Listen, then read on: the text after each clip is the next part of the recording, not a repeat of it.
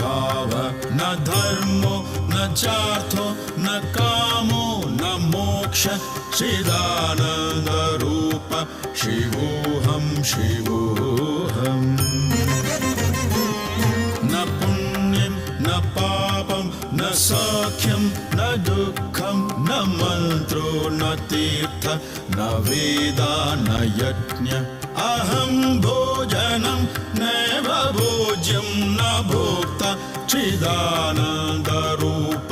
शिवोऽहं शिवोऽहम् न मृत्युर्न शङ्का न मे जातिभेद पिता नैव मे नैव माता च जन्म न बन्धुर्न शत्रुर्गुरुर्नैव शिष्य चिदानन्दरूप शिवोऽहं शिवोऽहम्